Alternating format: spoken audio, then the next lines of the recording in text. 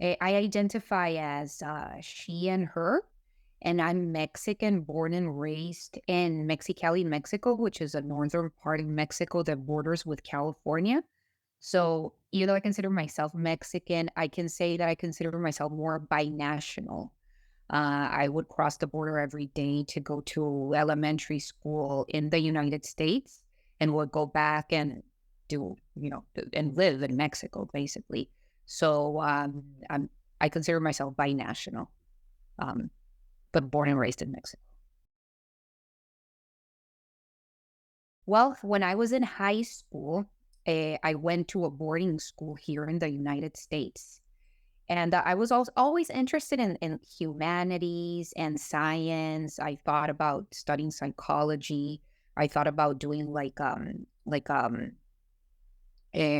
marine biology, stuff that had to do with humanities or science. Anthropology was also an interest. And then I did my 10th grade in a boarding school in the United States, and there I met a lot of other girls who were there, and some of them had very significant problems in their family. They had very different family dynamics than my own. My family is very close knit. We always see each other. They live here in Tijuana, right across the border from San Diego, so I'm always in contact with them, and they visit like every week. And I was very like surprised and sad when I heard about all these girls there who had been sent to these boarding school because their parents could not take care of them, or they had a lot of behavioral, emotional issues. And personally, I was in the boarding school to perfect my English, and I just felt like really like I felt very empathic towards them. Um, and I became very interested in their background, and I became basically the person who would listen to them, and they would love to talk to me, and I would just like sit and listen to their personal stories, and they were my age, but regardless, I would provide as much advice as I could. And unfortunately, one of those girls, I found out once I left the boarding school that she ended up killing herself. So that was like my first introduction to to the mind of others, of teens and adolescents as my own. I was a teen and adolescent at that time. And when I came back to Mexico to finish high school, um, I started reading like psychoanalytic literature, and I felt that even though I was interested in psychology, I felt that psychiatry would be a little bit more complete. It's the body, the mind science. It explores all aspects, neurological, psychological. So I decided to pursue medicine. So in the United States, in Mexico, as in other countries, right from high school, you go to medical school. So I decided to pursue medicine. And I remember I told my parents there's no doctors in my family, and everybody's in construction. And I told my parents, I'm going to study psychiatry. I'm going to med school. And my parents were like, "What? Really? Med school? Like, I mean, that's too many years." But I was passionate about it ever since high school, and it's just I continue to be passionate about it. I love what I do, and I'm honored to do what I do.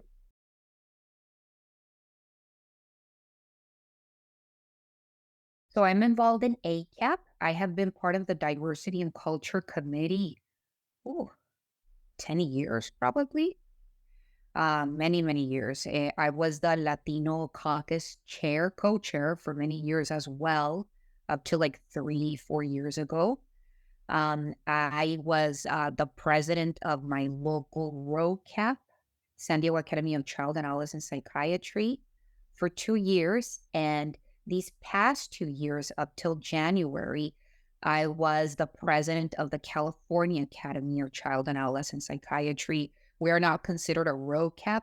We are the advocacy arm of the four ROCAPs that that form California. We are like the parent organization of those four World Cups, and we do all their advocacy work. So really these last 2 years, I devoted most of my time, which it was mostly during the evenings, to advocate for public mental health in the for the children. He supported many initiatives and many bills. We actually sponsored a bill to improve the lives of foster children in our state, which was signed by the governor last fall, and we are very proud of that. It's the first bill Cali kept sponsors in the last decade and a half. So it required a lot of work, and I learned tremendously. I mean, coming from another country, I had to learn how the politics here in the United States works, and meeting with stakeholders and the author's office and everybody. It was an incredible experience. So that has been, I think, advocacy and promoting mental health for the youth in our state has been like the bulk of what I've done in the last 2 years up to January when my term ended. Just going to Sacramento. Well, it was on Zoom because of COVID, but a lot of advocacy meetings and just promoting.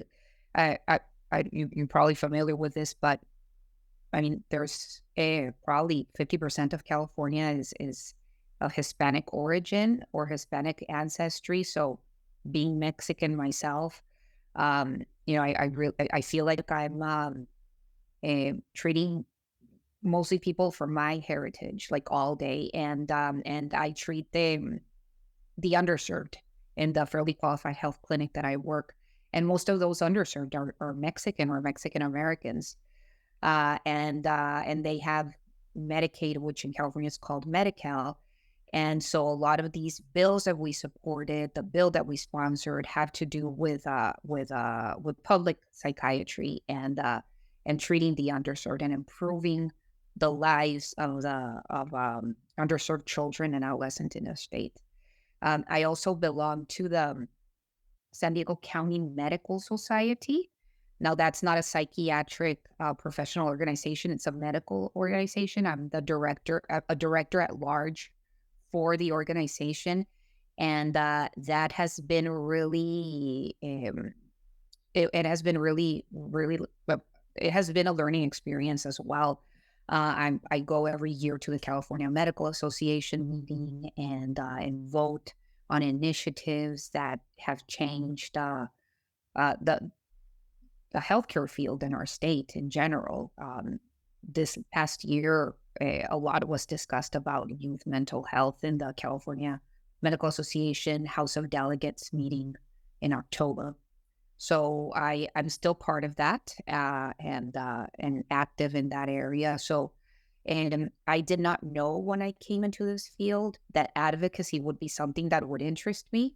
I had no idea how politics function in this country.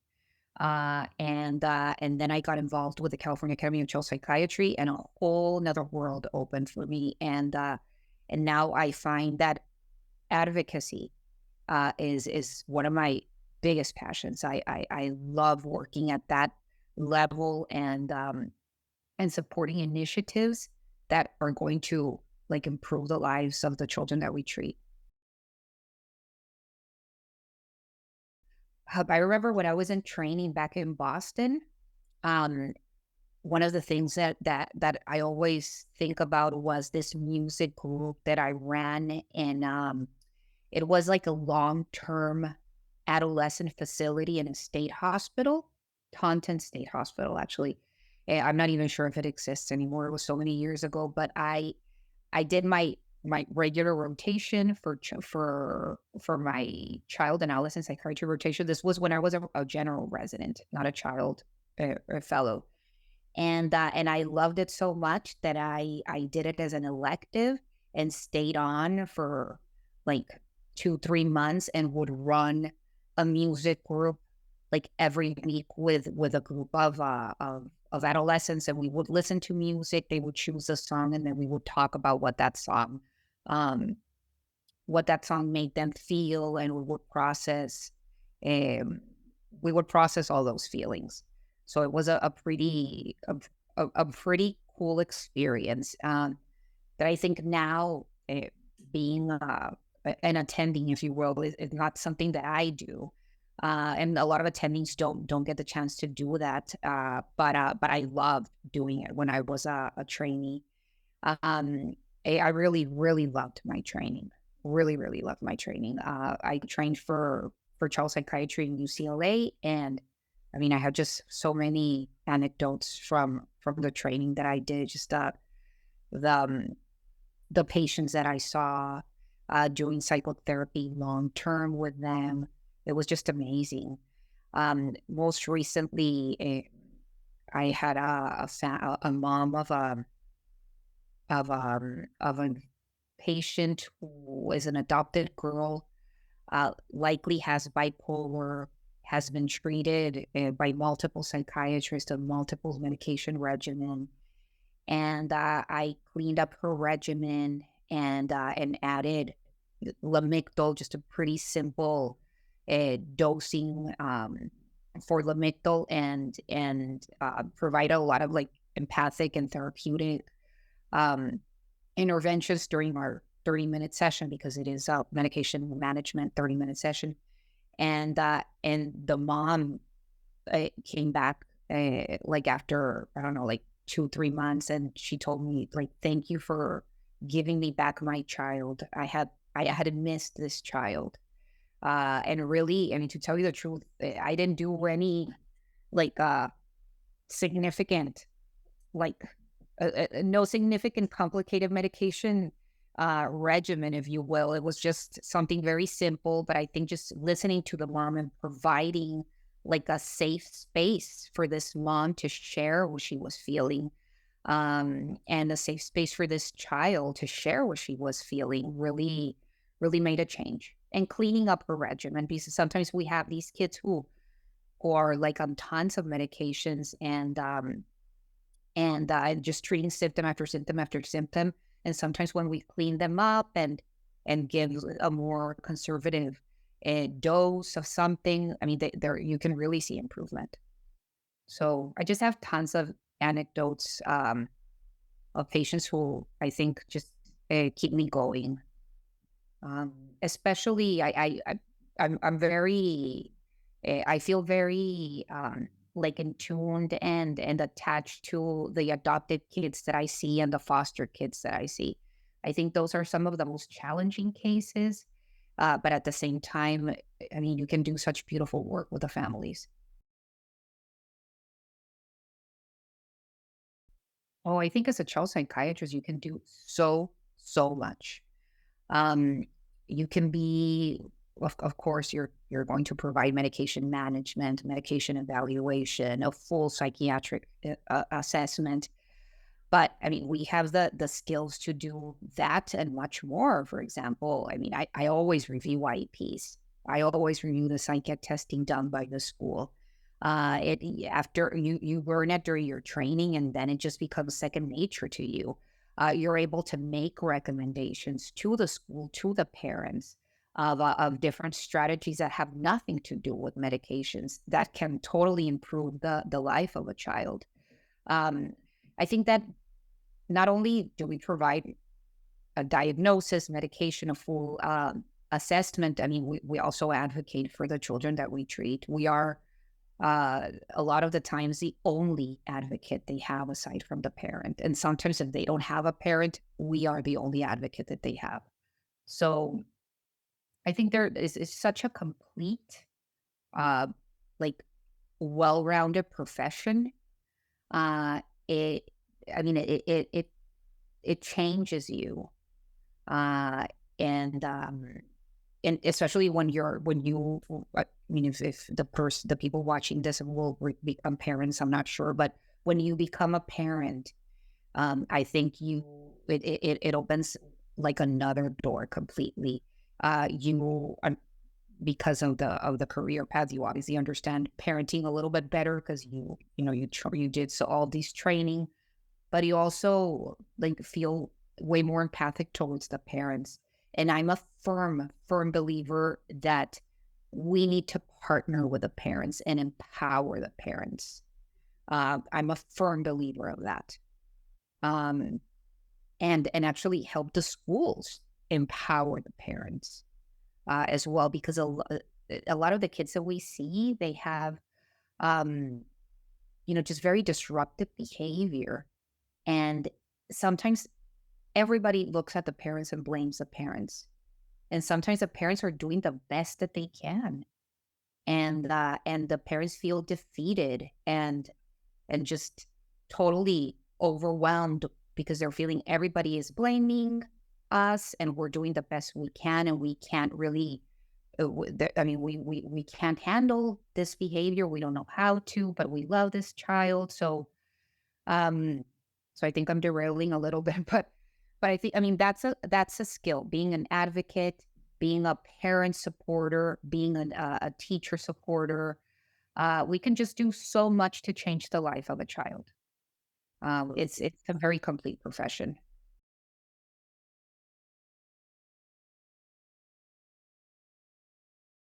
Well, I think just doing the United States medical license exams right after training is a huge challenge as a foreign medical grad. I mean, I trained in Mexico. I didn't know I was going to come to the United States. And then, like, when I got done with my year of social service, which is a year that everybody in Mexico does, like a year of underserved work, and I decided to come to the States, taking the USMLEs was a challenge.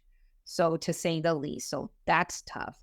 And then finding a program that takes foreign medical graduates. That's also tough. So I wish I could have stayed in California since the beginning. That was my goal, but I didn't have the California status letter because I ran out of time and I needed to do like 4 months of psychiatry in order to get that letter. And I was applying to psychiatry, so it made no sense. But so the stuff like that, just um, being an international graduate, it's really tough in the beginning. But I was lucky enough to match in a really good program in the East Coast, and then in a spectacular fellowship here at UCLA, and just got superb training. So I was very lucky in that area. Um, Aside from that USMLE nightmare and the match and all of that, I think being a minority and a Mexican in particular has been more of a positive thing than anything else. Being bilingual, speaking Spanish, I mean, the United States is full of Mexicans, and a lot of them, unfortunately, unfortunately, because the stigma is slowly coming down, but they seek mental health treatment. So, I mean, it has actually been a blessing. I speak Spanish almost all day during my appointments. I feel like I understand the culture of the parents. The parents are basically my age, trying to parent kids that are my kids' age. So I totally understand what they're going through. Um, Obviously, I'm sometimes I'm more educated than them, and when it comes to college and graduate school and all of that. But I understand the culture they're coming from. So more than anything else, I think it has been a positive thing to be a minority psychiatry here in the United States. And again, I Nice. mean, this is a country full of immigrants. So in a way, I mean, I'm not even sure we're minority anymore. I think the support of my family, obviously, and my husband, that I married him in my fourth year of residency. My colleagues and my classmates during residency, my attendings. I felt very supportive, especially during my fellowship. My attendings were just so supportive all the time, and really, I mean, just provided, I mean, every single thing I needed and were asked for, and teaching and phone calls and emails. And I think I mean, that was incredible. Um, I had to do a J1 waiver because I'm a Mexican national, and I had to go to an underserved area, and to a very underserved area to meet the qualifications for a waiver. And I mean, my attendings really helped me and kept in contact with me during those 4 years, even though I was in the middle of nowhere. They continued to stay in contact, continued to support me. I did some research when I was in Calexico, which was when I did where I did my J1 waiver, because of all the attendings that supported me. It was a completely non-academic job, and they would send me like emails like, hey, this looks really good for you. You should apply. I applied for multiple like minority programs during that time. And it was great. I mean, I'm extremely grateful. Yes, most definitely. I mean, right now, I don't know if they view myself as mentors, but I view them as mentors, and I talk to them when I have questions or concerns. I have several mentors in the California Academy of Child Psychiatry. Um, People who are devoted to advocacy and are passionate about it, just like me, and have been doing this for many, many, many years. Bill Arroyo is one of them, for example. He's fantastic, and I've learned so much from him. And here in San Diego, I also have mentors. I have two more senior child and adolescent psychiatrists that will work and that do a lot for San Diego ACAP, and I'm in close contact with them as well. And I feel that mentors are extremely important for a career path. And obviously, my boss in neighborhood healthcare, Gabe Rolarte, he's not a child psychiatrist, he's an adult psychiatrist, but he's also a mentor, especially when it comes to everything having to do with public mental health. He's very knowledgeable. I love working with families. I love working with the parents, and I enjoy working with adolescents a lot, especially right now. Aside from the advocacy work that I'm doing, I'm opening a little tiny like drug and alcohol sort of medication assisted treatment program in my clinic. I don't have that many patients, but I started opening that, and I really enjoy talking to kids who have addiction issues. That's like a new niche that I'm carving out for myself.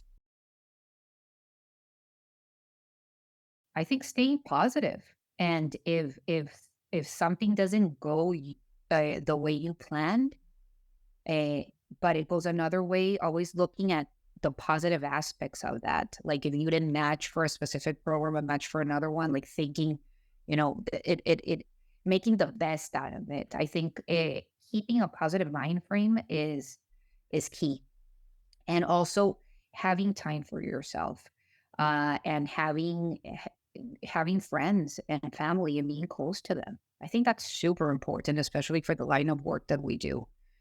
We need to be able to disconnect. We need to be able to have fun, go out with friends, go out with family, like completely disconnect from the intensity of the work that we do.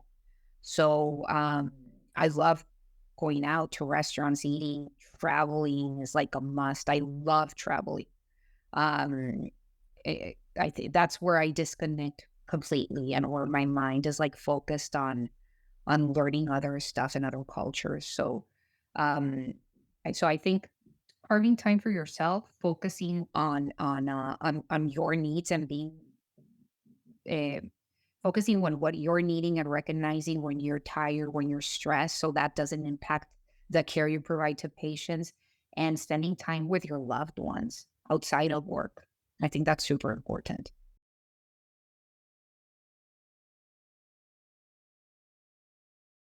I think that who I am and where I come from, I mean, is intertwined with my job every day, completely. Um, I would say 90% of the patients I treat are Mexican American, first or second generation. The parents are immigrants, just like myself. And I I mean, it's just intertwined in everything I do. The identity of Mexican.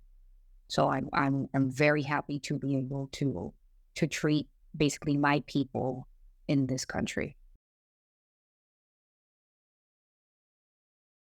Well, I didn't go to college because Yeah, in yeah. look straight to med school. You're too young to go to med school, but it is what it is, no? Um, I um what I mentioned in the boarding school was like life changing for me. And um during well, that was for my pathway to medicine. And then during my year of social service, I was already a doctor, but the year of social service, I lived in Oaxaca, which is uh, it's central southern Mexico. And I lived in an indigenous tribe community for a year. And I did primary care there. But a lot of the men in that area would migrate to the United States to work, and would send money to the women and the families. So that was like very eye opening for me, like realizing what all these families go through in order to come to the United States and work and send money. So that was also very life changing. And that's when there I decided that, I wanted to devote my career to community psychiatry. Well, I think there's a really beautiful future for us, and the need for psychiatrists, for child psychiatrists, is there. It's growing. There's so much we can do.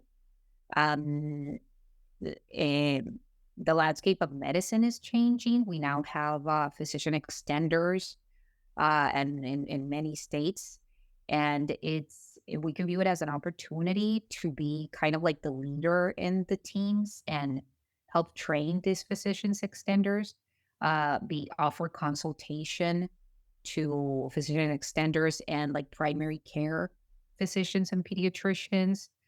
Um, Also, I firmly believe that child psychiatrists should have a seat on the table when it comes to policy and everything that is happening at the national and state level.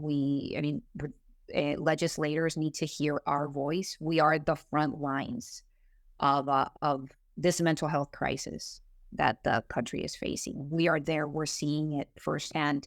We need to have a seat on the table. Our voices need to be heard because we are the ones who know what is going on. So I really, even though advocacy doesn't provide a paycheck, right? I mean, it's pro bono work that we do, but I cannot emphasize enough how important it is that our voices be heard, because that's where we can make changes every day in our work, and we can change the lives of families, which is super important. But if we work with legislature and a higher level, we can change like everything from the top down. So I think a lot of the future is there, if you will, um, and it's just really exciting. Well, I love being a child psychiatrist. I wouldn't be anything else. Um, I wish um, I wish every psychiatrist would decide to go into child psychiatry. I think it makes you a better psychiatrist overall, even when treating adults.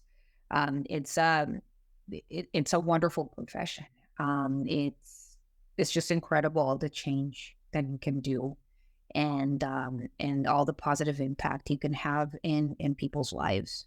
So I highly recommend this career path, and anybody can reach out to me if they have any questions. I try to mentor a lot of international medical students who studied in Mexico who are looking for a career path here. I meet with them and talk to them occasionally, and try to persuade them to go into psychiatry. Well, thank you so much, and we'll stop the interview here.